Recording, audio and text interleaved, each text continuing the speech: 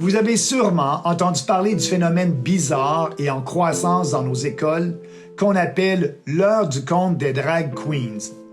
C'est l'un des phénomènes les plus dérangeants auxquels notre pays est confronté aujourd'hui et je suis heureux de constater qu'il y a de plus en plus de manifestations pour protester contre ces événements.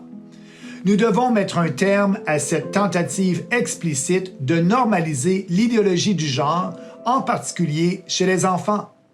C'est incroyablement irresponsable et cela va nuire à toute une génération de jeunes Canadiens.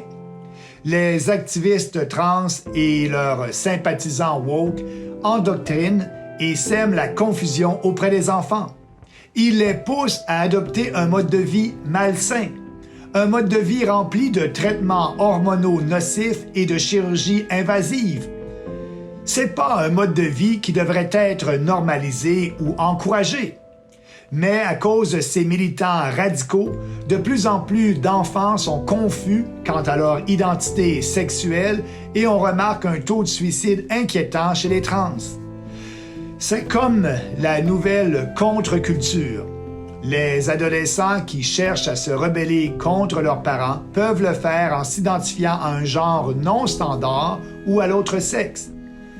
La rébellion adolescente est naturelle, mais s'identifier comme hippie ou punk il y a quelques années n'entraînait pas pour les enfants des traitements hormonaux qui pouvaient endommager leur corps de façon permanente et même les rendre stériles.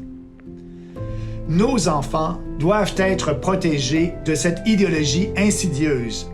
Justin Trudeau est tout à fait d'accord avec cela et Pierre Poilievre n'a rien à dire. Lui et le reste de son soi-disant Parti conservateur ont tous voté en faveur du projet de loi C4. Un projet de loi qui criminalise les parents et les professionnels qui tentent d'aider les enfants confus qui souffrent de dysphorie du genre. Seul le Parti populaire est prêt à dénoncer cette idéologie folle et inquiétante et à protéger les enfants de notre pays.